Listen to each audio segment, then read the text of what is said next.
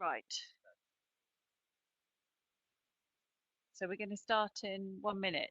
Can you hear me, Okay. Susie? I can, thank you very much. Yeah.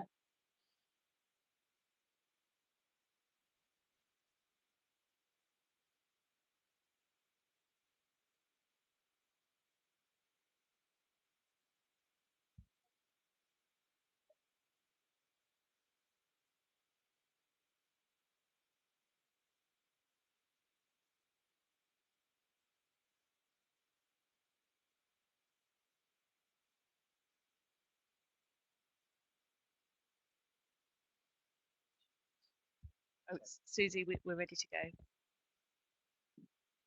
Okay. Right, well, welcome everybody to this webinar hosted by Family Lives, which is the charity that really deals with all aspects of family life and everybody in a family. Parents, children, grandparents, aunts and uncles, whatever. We are there in support of anybody in that situation. And we are hosting this webinar on workplace bullying for quite a few reasons. One being that, of course, the strains and stresses of enduring workplace bullying actually redound entirely onto family life as well. You don't leave the unpleasantness happening at work to your injury at the work floor. You bring it home with you, which means it affects families as well. And that's why we particularly get involved, because we hear a lot in families that are struggling with things like this and are asking us questions. And therefore we thought, let's hold a seminar and let's get some advice, not just from myself, but also from a legal person. Let me introduce myself. My name is Susie Hayden.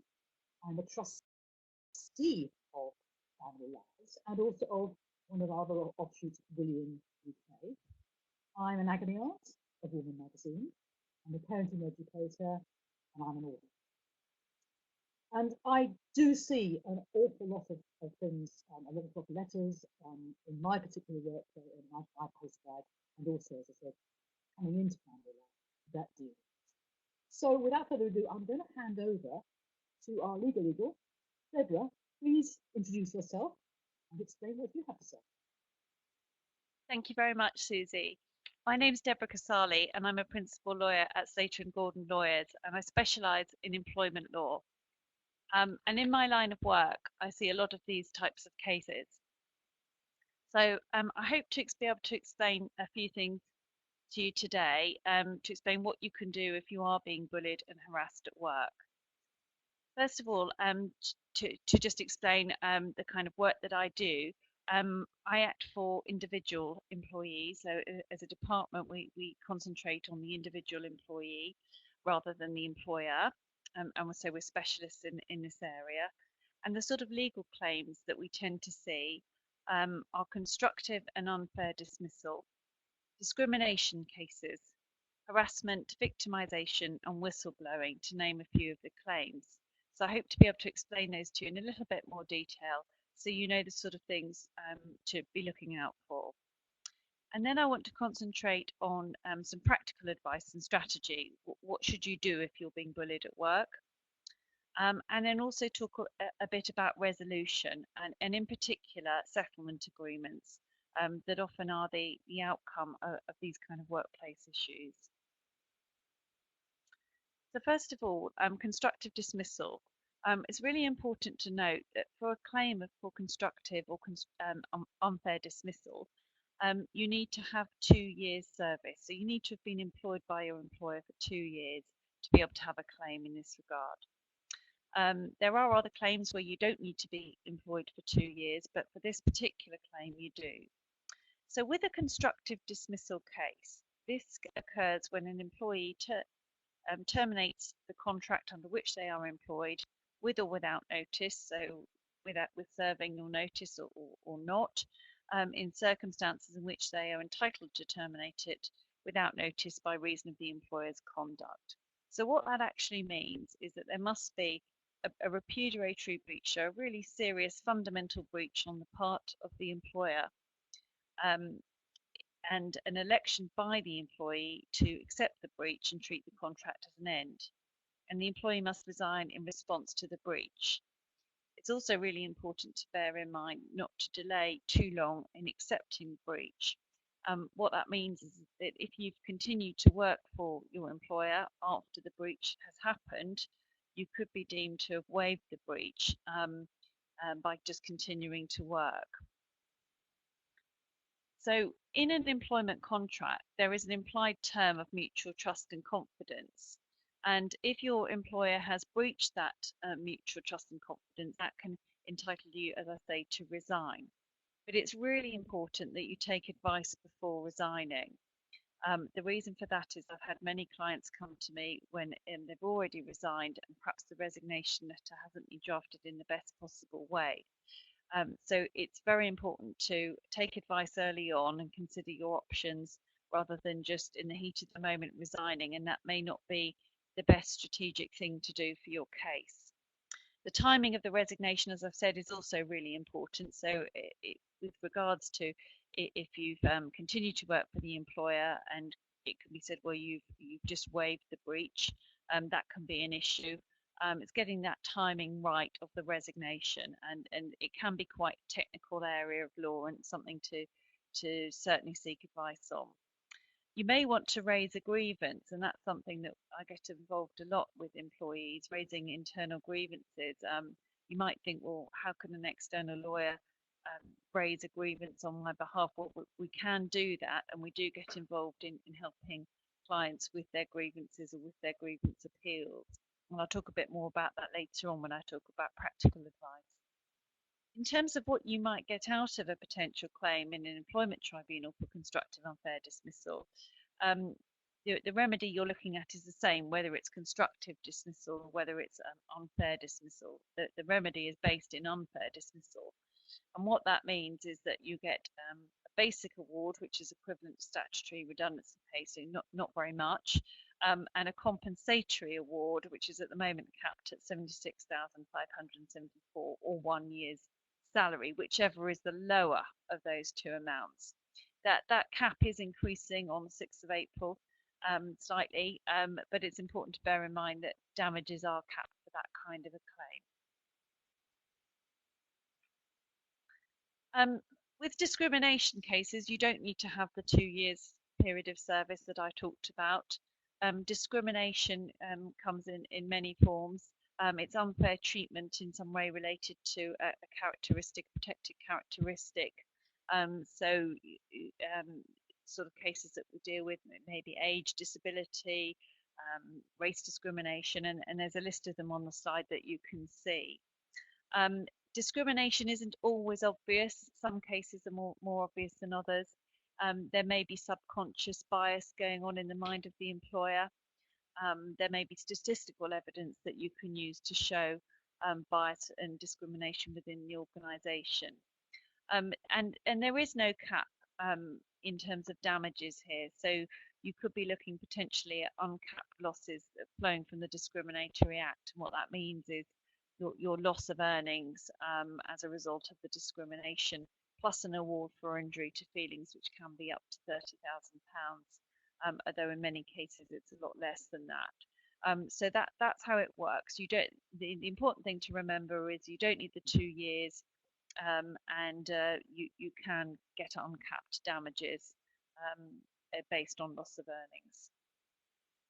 And discrimination law also covers all areas of employment, from job adverts through to dismissal and giving a reference. So it's quite a wide scope there. Harassment in itself, talking about bullying and harassment, isn't a claim that you can just bring in the employment tribunal as a freestanding claim. Harassment has got to be linked to a protected characteristic. And it's where a person engages in unwanted conduct which is related to one or more of the protected characteristics that I just mentioned on the previous slide, and which has the purpose or effect of violating the dignity of another person or creating an intimidating, hostile, degrading, humiliating or offensive environment. And it may be one or a series of acts. And often where we have discrimination cases, there may be a harassment element to the case as well.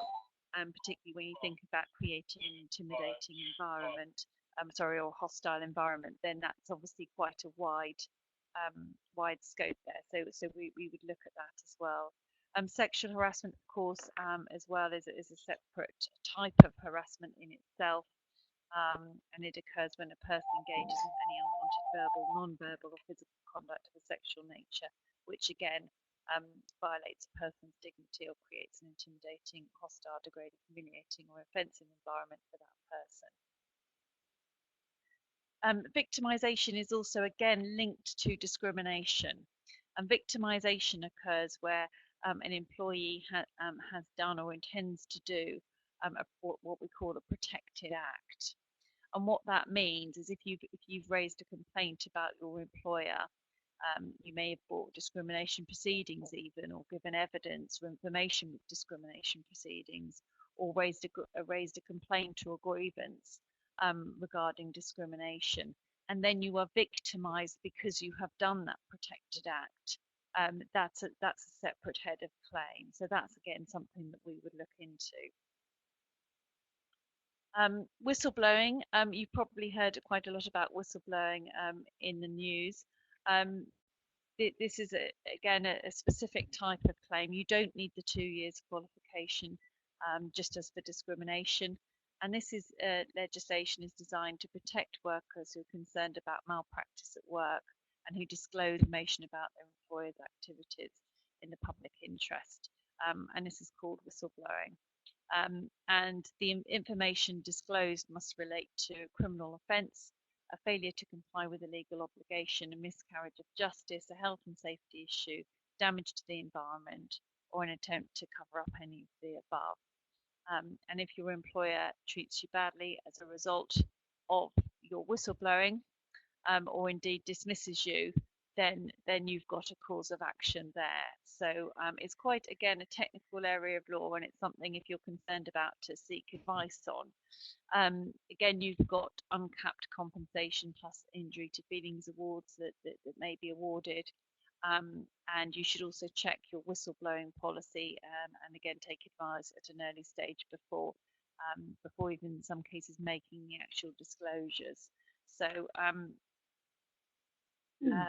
in terms of practical advice and strategy, this is just as important as the legal considerations that I've mentioned. And when clients come to see us, we want firstly to know what their objectives are. Are they hoping to have an internal resolution, perhaps find another job internally, or resolve the issue with their line manager, for example? Or are they actually really looking for an exit strategy? We've also got to bear in mind mitigation prospects. If an employee is likely to find a job very, very quickly, and isn't really going to have any loss, then there's no real value in bringing a claim. And that would be something to discuss and be thinking about. In all these types of cases, it's a good idea to keep a log of events. Perhaps there's been an email chain, perhaps there have been verbal instances of bullying, but you should certainly be printing off those bullying emails, and also keeping a detailed log of what's being said in meetings and so on. As I say, you may be looking at internal mediation and HR to try and find some sort of internal resolution to the bullying and harassment. Those cases are unusual in my experience. I tend to see more exits rather than internal resolutions, but it is of course possible to sometimes resolve these issues but before they actually involve an exit. Consider timing of your in all of this strategic advice. We would look at timing. Are you about to be paid a bonus?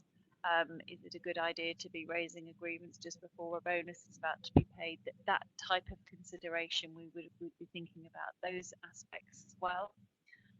And as I said earlier, raising a grievance, and then if that grievance isn't upheld, raising a grievance appeal are very common procedures that we get involved in advising with, and either with a view to finding that internal resolution, or as leverage for discussing an exit strategy with your employer.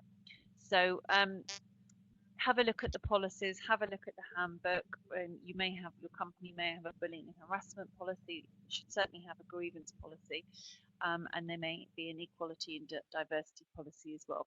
But familiarise yourself with those policies. If you do go to a grievance meeting, or indeed if you go to a disciplinary meeting, if your employer is trying to discipline you, then you do have the right to be accompanied. You may take a union rep or work colleague with you.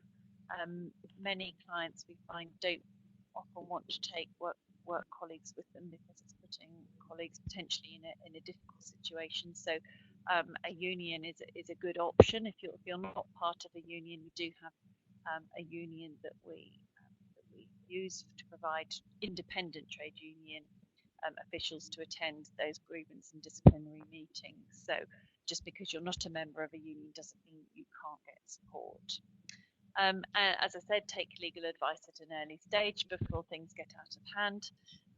Check to see if you've got legal expenses insurance. You may have that on your house or contents policies. Sometimes people have the cover without even realising that they do. So it's worth checking that, and you may be able to get your claim covered. And then as a last resort, and in most cases it really is a last resort, bringing a claim in the employment tribunal or county court, depending on what the claim is. Most of the time it will be employment tribunal claim. Then that is something to obviously seriously consider.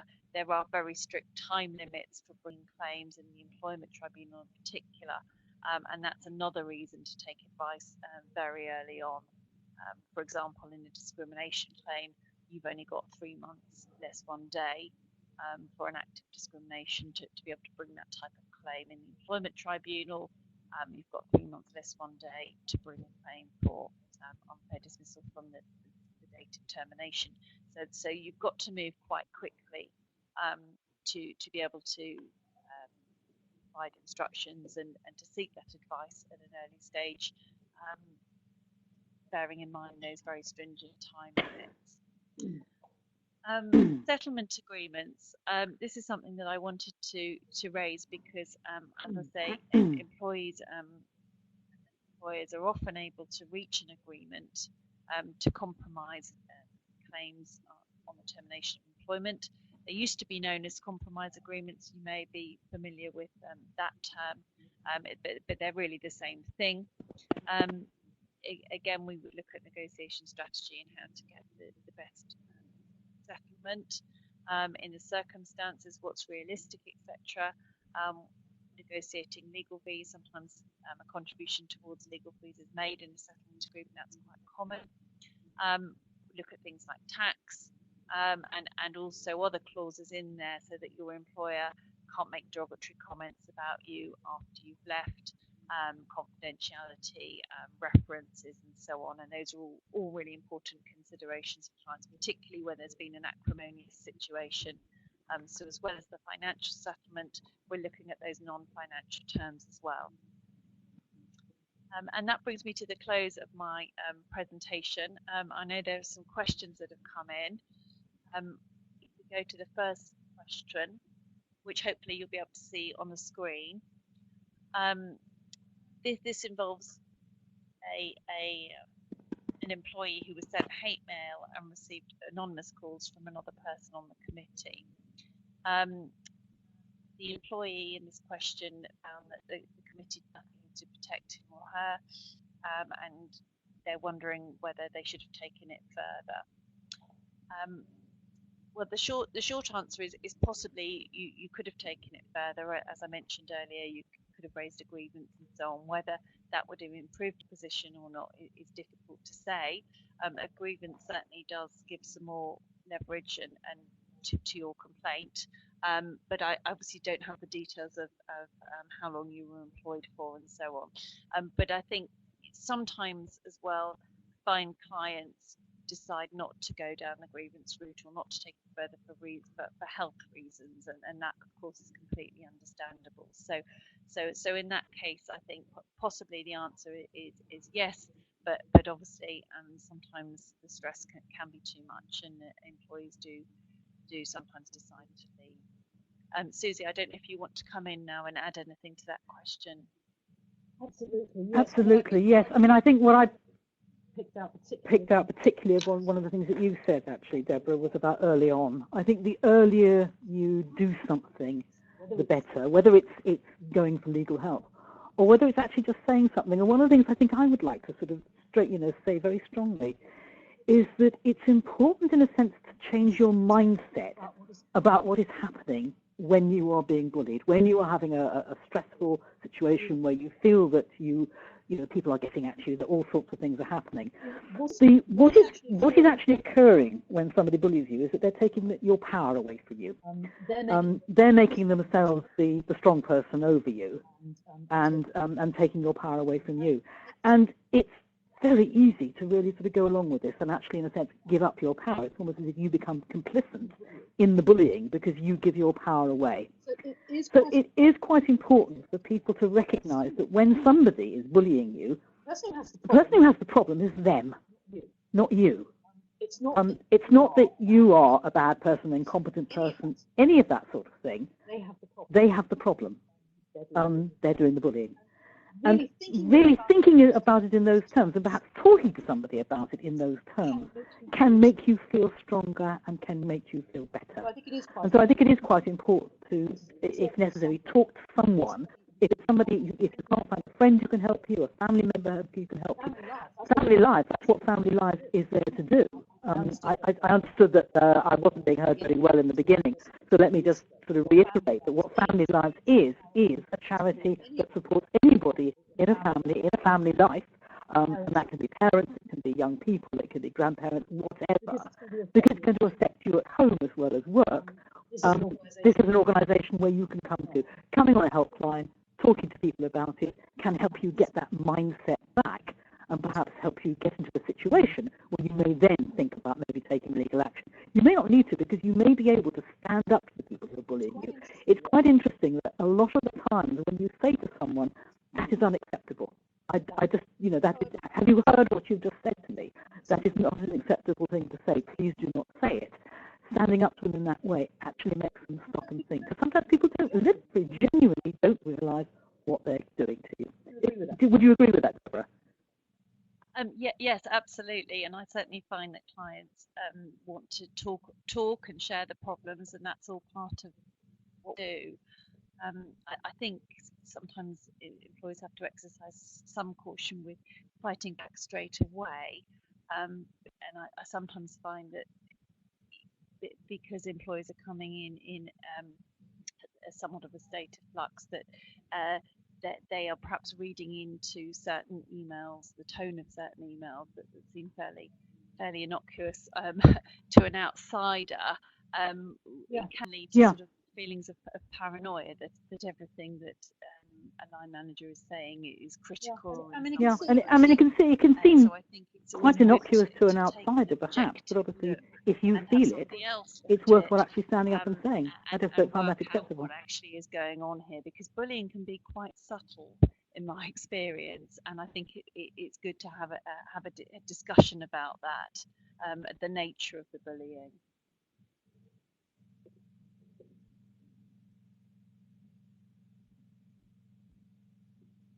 I don't know if you agree with that, Susie. I'm having sound problems. I'm having sound problems. I think, unfortunately, quite a few of our participants are having sound problems, and so am I. Can you repeat the question, Deborah? Can you hear me? Yes. Yes, I can hear you. Can you hear Susie. me? Yes. Can you just repeat your question to me? Oh, yes. Sorry. My question was that I find with employees coming in sometimes that there can on occasion a bit of a feeling of annoyance that every single email that's sent is in some ways critical or in some ways bullying, and I think it's always good to have a discussion about the nature of the bullying, because it can be quite subtle, and if you're trying to sort of prove that in a tribunal, then you're going to need to the evidence is going to objectively need to stack up. So I think it is good to discuss it with somebody and actually get another take on it. I would absolutely agree with that. Because you're quite right that often it it does seem a bit nebulous, and talking it over with someone else and keeping a log is one of the most important things of all. Actually start writing down when you do feel that people are being difficult with you, or being unpleasant with you, or bullying you. Start keeping a log of exactly what is happening and what your feelings are about it, because in fact your feelings are important as well. So it's how this made you feel, and what sort of difficulties this puts you to. If you keep that log, and then you can start talking through exactly what you see is happening. Yes, absolutely. I think keeping a log is great from a cathartic perspective as well as a legal perspective. So I would definitely agree with that. I'm just moving on to the next question. Hopefully you'll be able to see it on the screen. It's a really good question, this, I think, because it's talking about, it says one area that really bothers me is when you report it to management and they discredit the severity of your complaint and try and make it look like you're being oversensitive and overreacting to the bullying. What can you do in this type of situation? Yes, absolutely right. And often we see that grievances that go through and that aren't upheld, and the complainant feels very discredited by that. What I can say from a legal perspective is that we often see grievances that aren't upheld, or they may be upheld partially. They may be saying, oh yes, this could have perhaps been handled better, but overall we don't uphold your complaint, and that can make you feel very discredited in that way. So again, I think it's a case of thinking about, well, what do you want to achieve out of the situation?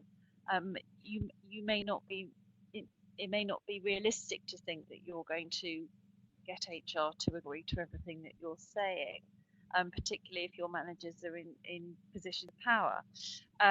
So I think it's a case of thinking about, well, what are you trying to achieve? Do you want to move on? If you're not being listened to, and what your options are, really. Susie, I'll pass over to you. It might also be worthwhile wondering whether even if the burden of proof was not there in a legal sense, in other words, if your complaint was not upheld, that you still might have been able to have put over a point that was important. And I find this, particularly, this is the cry of the bully down the ages. Oh, can't you take a joke? We were only joking. We didn't mean that. You were oversensitive. You took it the wrong way. I think that you need to ask yourself, before you make a complaint, what do you feel about this? Are you genuinely feeling, are you really having difficulties with what is being done or what is being said? Could you approach it a different way?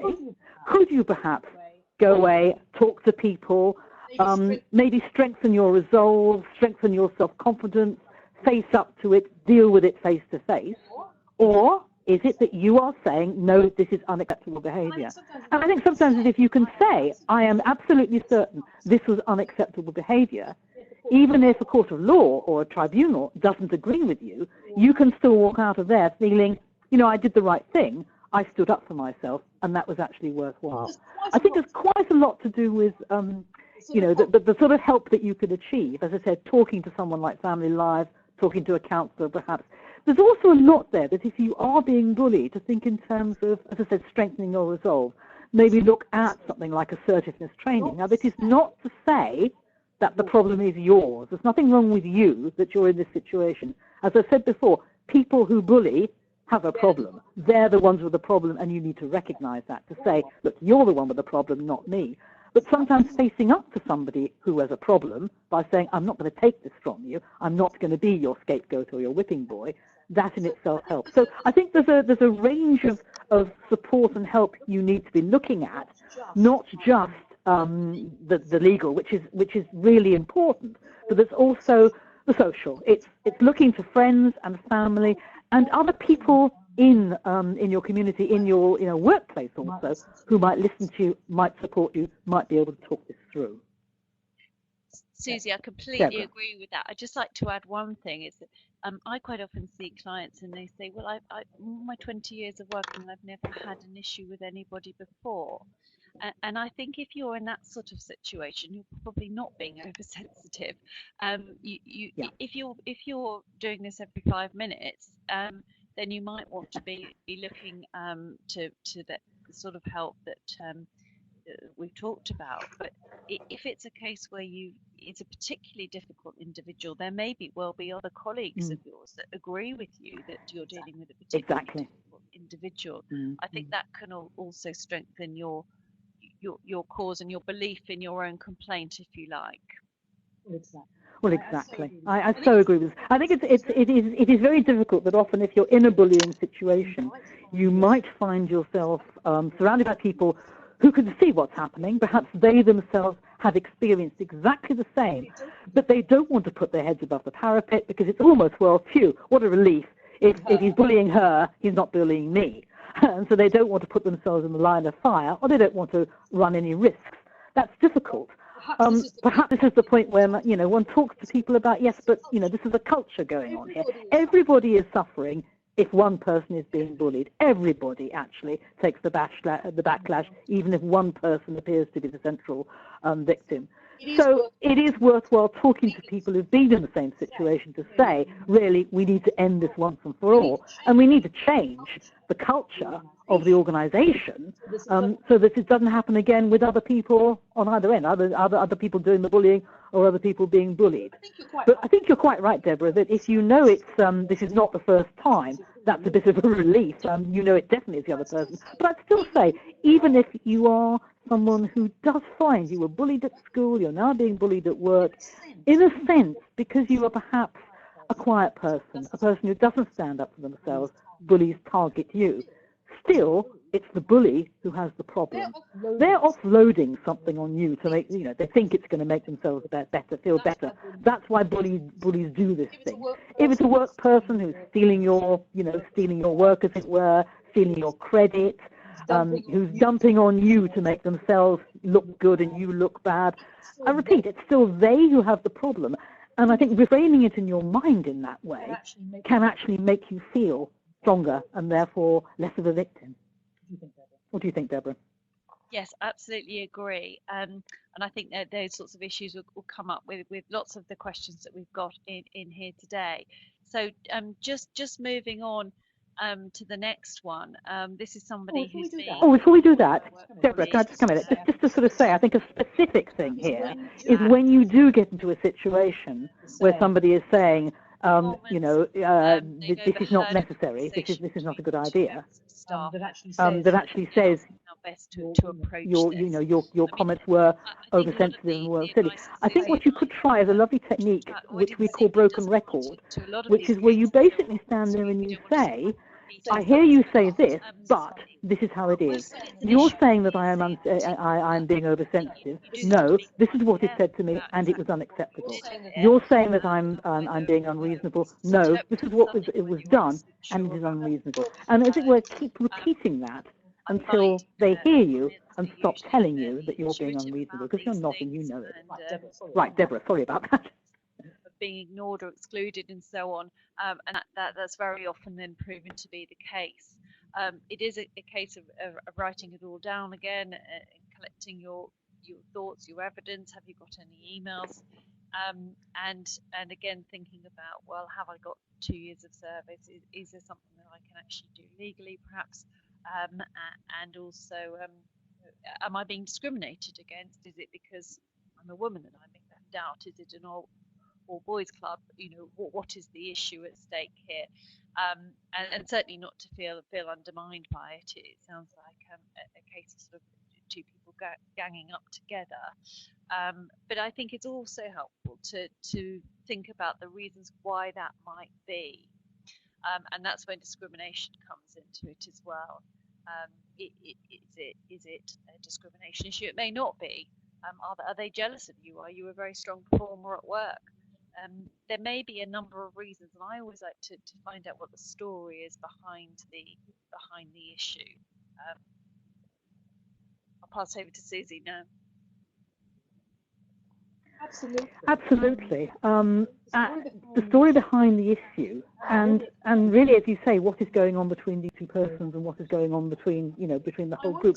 I wonder sometimes in a situation like this whether challenging is actually quite useful. In other words, actually saying to the two, I overheard that conversation. I found it very hurtful. What did you mean by it? And you may find they were just gossiping, that this isn't part of a whole conspiracy, as it were. This was just two people maybe sort of trying to top each other with a little bit of gossip and not really thinking about it, not realizing they were hurting your feelings because not realizing you were listening to them. So as I said, sometimes it is actually useful to challenge people directly and say, I overheard you say that. I found it quite hurtful. What did you mean by it? But yes, as somebody has actually suggested to her, what about approaching this by discussing it with her manager? In other words, these are colleagues who were saying this. What about the manager? What about saying, it feels to me as if there's some bad blood going on. There's some things being said about me that I found very hurtful. How do I stand? And what do you think? And actually, so challenging what you feel is an overall perception, which may just be the perception of those two people. Deborah.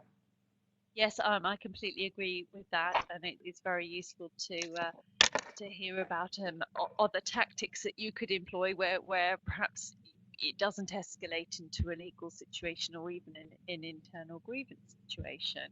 And Susie's quite right. What's the line manager doing in all of this? And this is again where the politics comes in. If the line manager is particularly close to these two members of staff, then that may not be the best way of approaching it. So it's about understanding the story, understanding the politics. Can you resolve it internally, as Susie quite rightly says, before escalating it, really. Susie, should we move on to the next question now? Yes, absolutely. Yes, absolutely. It's quite a long question. Hopefully you can see it on the screen. This person's been bullied by their manager for the past 20 months. It doesn't say whether the person's been employed for longer than 20 months or not.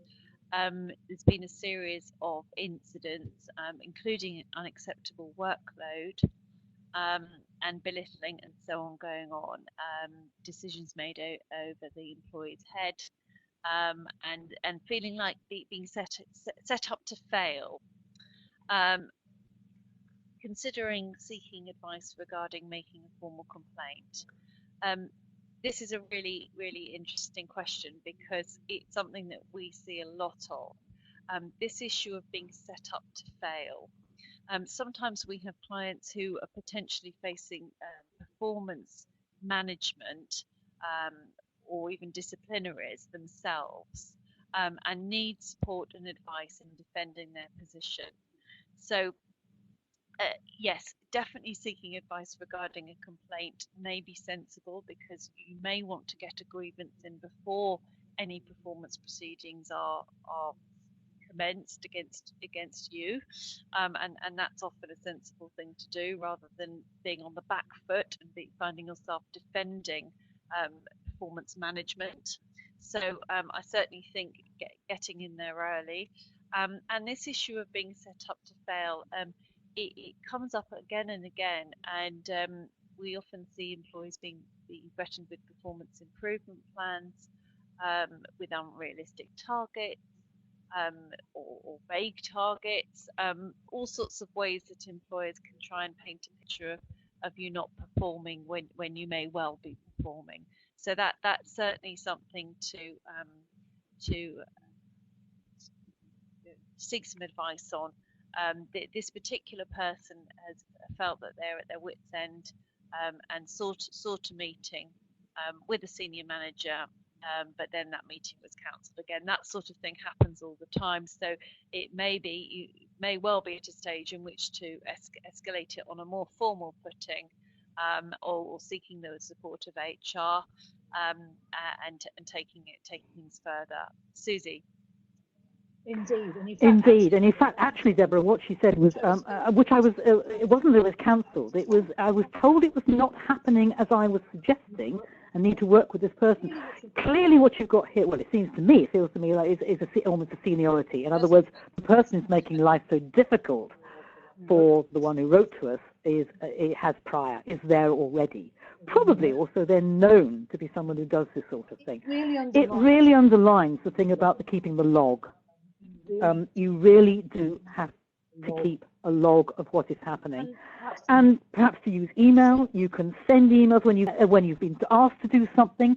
Send an email clarifying this is what we agreed, is it not, so that you have actually put down on paper in a way that is timed, dated, addressed, everything, which makes a clear statement of what you've been asked to do. So then if they change their mind and come back to you, you can say, oh, well, hang on, but I've got it written down here, or you've now asked me to do this. Again, it's using email to give yourself a paper trail. Now, the other point about that, about keeping logs and doing paper trails, is that, again, it's back to putting you in control, making you feel stronger, making you feel on top of it.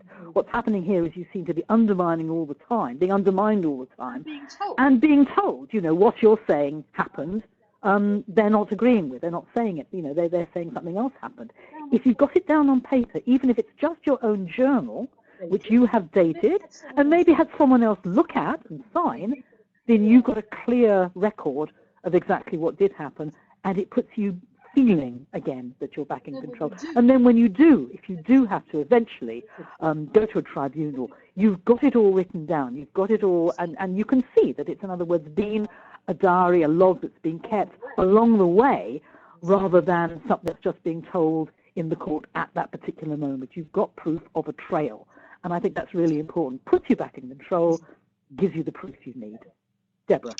Yes, absolutely, Susie. I certainly agree with that. And another thing that you could do is, if your performance is being praised by other colleagues, you're being thanked for picking up errors, for example, as this question talks about, then you've got something else to say. Not only have you got, as Susie rightly says, a paper trail on, well, you asked me to do this and I did it, but also, well, I haven't underperformed, and here's the proof. Because I've been thanked by all these other colleagues in other departments, for example, because of my good work. So anything like that you've got as well is really important evidence. Susie. Absolutely agree with this. I think that the more that you can involve other people, the thing is that people can't bully, actually, unless they've got an audience. Sometimes bullying happens in private, in secret. And as I said, what's happening there is that person with a problem is making themselves feel better. But usually part of all this is to have that audience, to validate them, and also to sort of always back them up. Now, this happens in the schoolyard. It also happens in work. But that means that people have seen what has actually happened.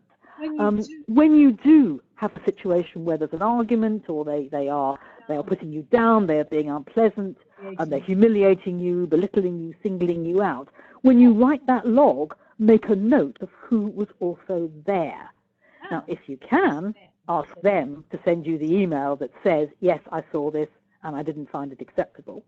If they're not prepared to do that, at least if you've got them written down that they were there and witnessed this, if it comes to it, they can be asked. And while they might not want to put their head above the parapet in actually making the step, they are more likely, however, to back you up and say, yes, that is actually what I saw. So I think that's worthwhile. Deborah.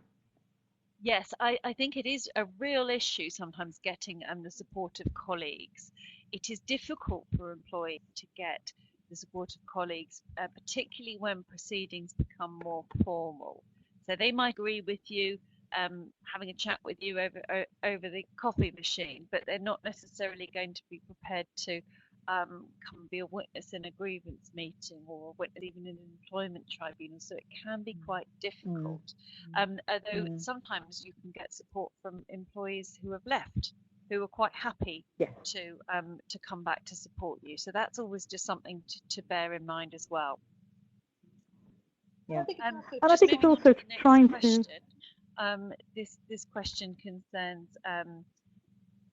somebody's boss who actually owns the company, and again, somebody who likes to undermine the employee, given excessive workload. Again, this employee hates going into work and was scared to ask anything, and also had some overtime pay withheld. and found that their personality was really transformed by the treatment that they suffered. So there's a few things different things that we haven't already mentioned that arise from this particular question. The first one that springs to my mind is the fact that the line manager in this case actually owns the company. That's going to make it very difficult for you to get an independently heard grievance. Now, companies can go and engage external HR consultants to hear grievances, but it isn't an easy situation to be in. The likelihood with this case is that your boss isn't going to be the one leaving if this ends up in a parting of the ways. And I think that that's just something to be very mindful of in this particular situation.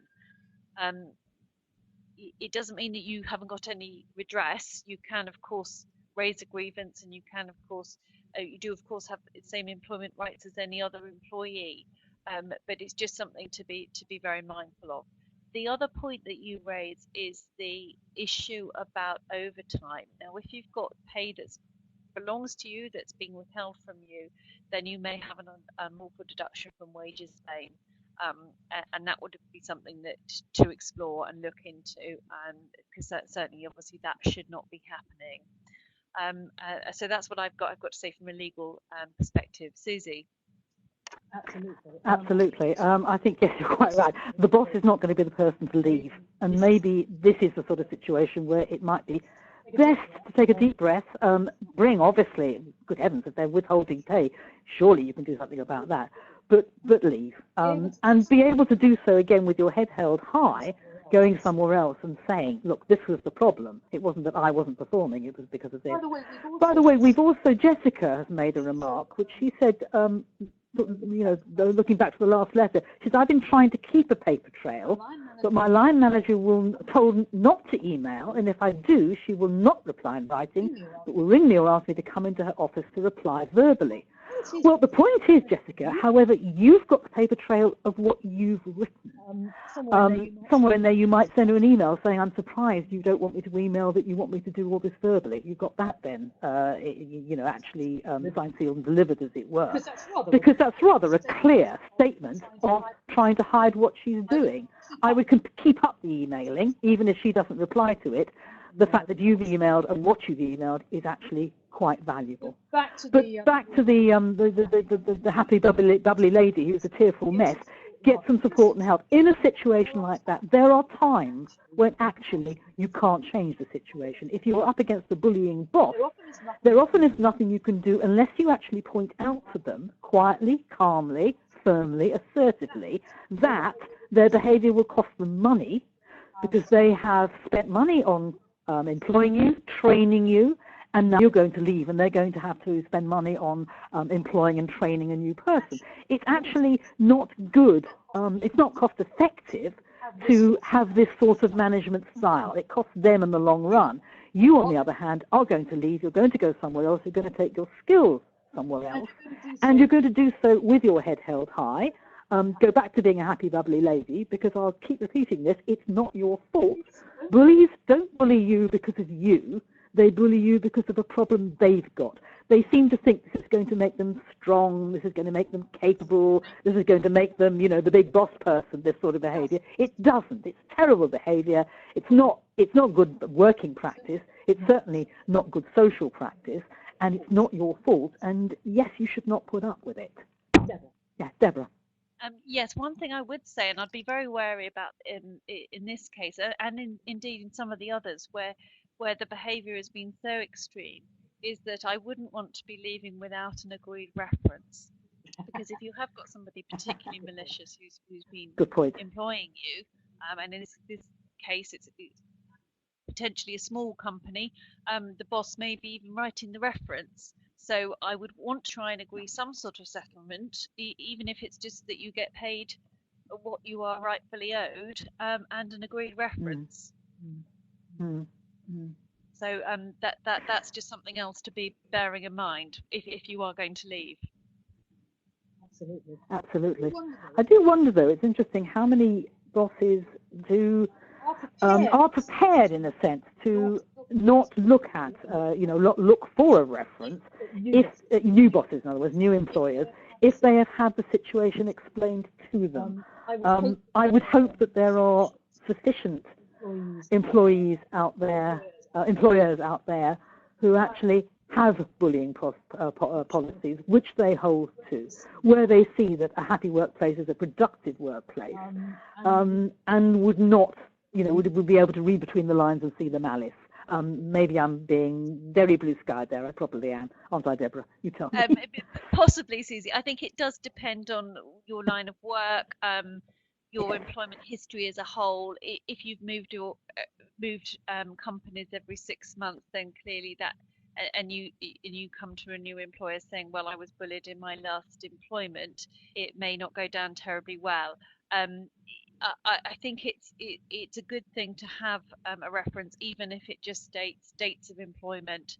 References are often factual these days, but often HR departments will want to see a paper trail of references, and will have some questions if they're not there. So I'd be a little bit careful about going to a new employer and saying, well, I was bullied in my last employment. Yes, I'm sure there are sympathetic employers out there, but it's not necessarily something that's going to, for somebody that doesn't know you, endear you to them sort of straight away. So I think you've got to be a little bit careful about how you present that.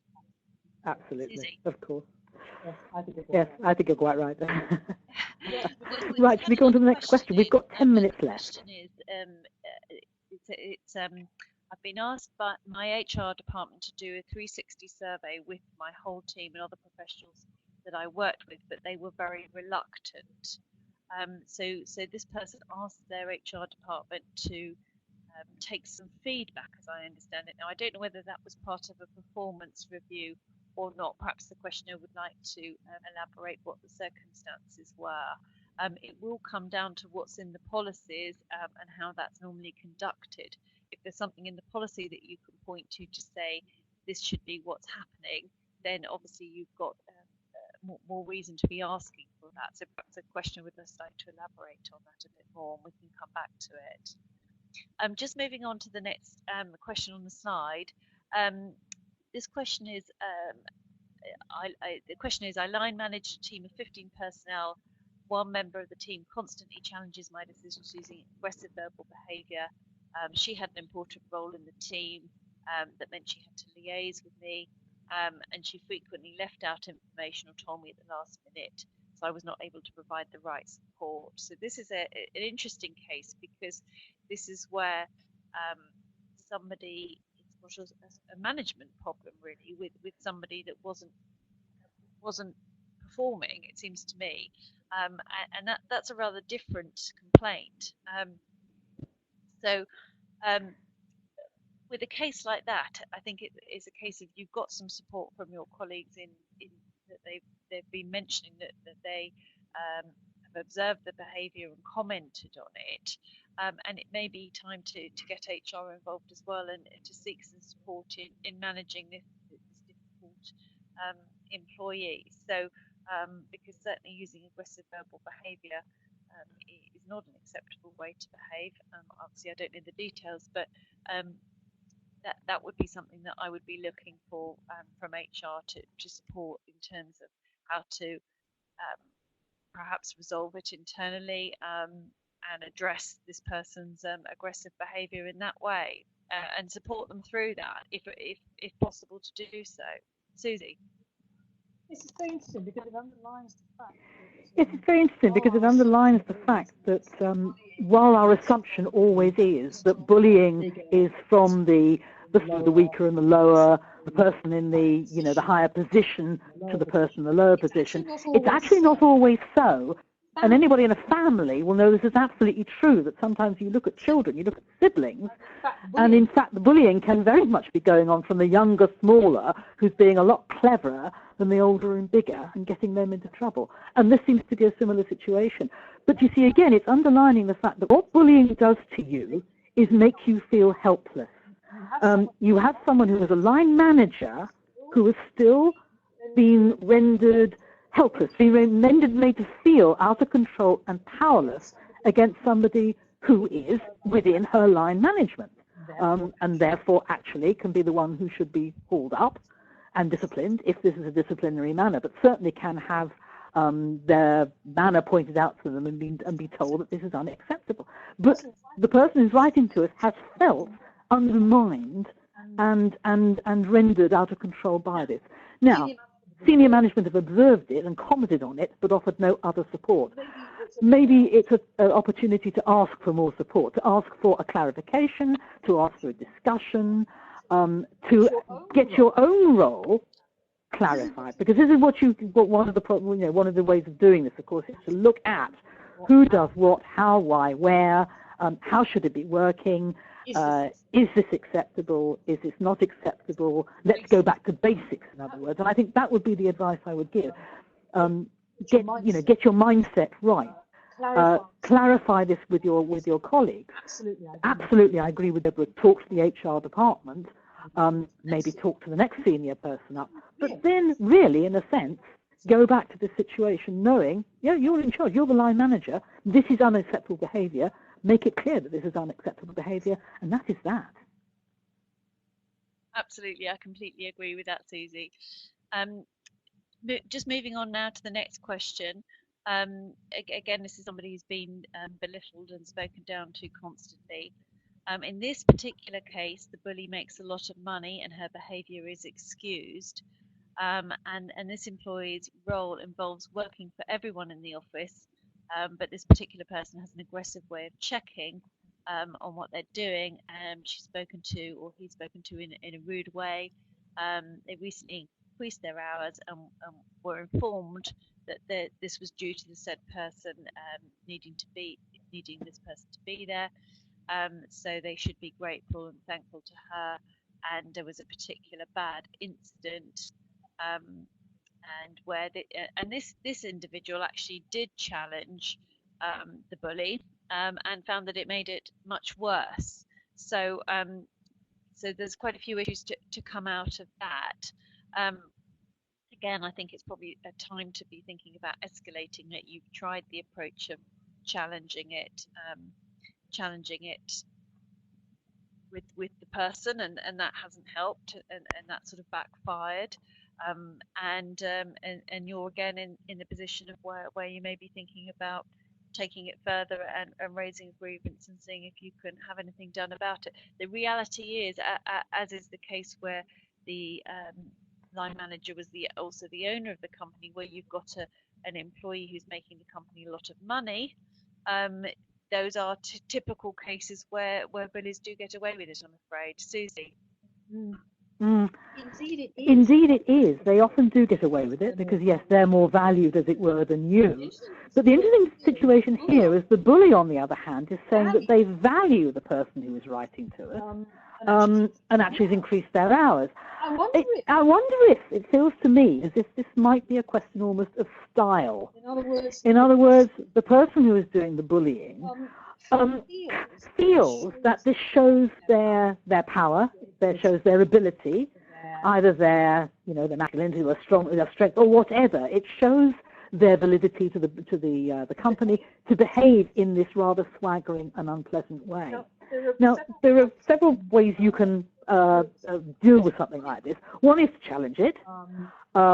One is to ask for help against it. The other actually is to let it go right over your head. Is to say, look, I'm doing a job here. There needs to be a paper trail here, because if you're going to be, wasting 2 days doing a report, one thing you could say to them is, I was given the wrong information. Look, I wasted the time, but I was doing my best. That actually wasn't the bully's thought. That sounds like it was the other person's, the person giving you the wrong information's fault. But if you can actually try and get a better working relationship with this person by letting their comments and their behaviour go over your head. Sometimes in families you have people who do things in certain ways and you laugh about it. Sometimes they hurt, it hurts you and you want to fight against it. Sometimes you just say, oh, for heaven's sakes, that's so and so, and that's the way they do it. And you, in a sense, you turn off. You let it happen. It might be that would be one way to really deal with this person is to not let it get to you. Not let it get to you. Recognise, as I said, it's their problem because this is their behaviour. But they obviously value that. They wouldn't be asking you to have extra hours if they didn't value it. May not feel like you're being very valued. Maybe you should actually say to them, it feels as if you're valuing me, but sometimes it doesn't feel as if you do. How do you feel about me? And see where that gets you.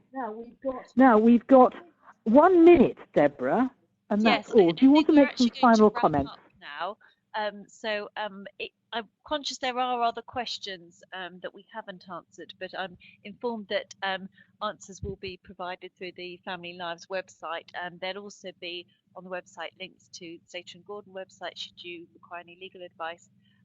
But I'm afraid we are out of time now, so thank you very much for listening, and I hope you found it useful. Susie.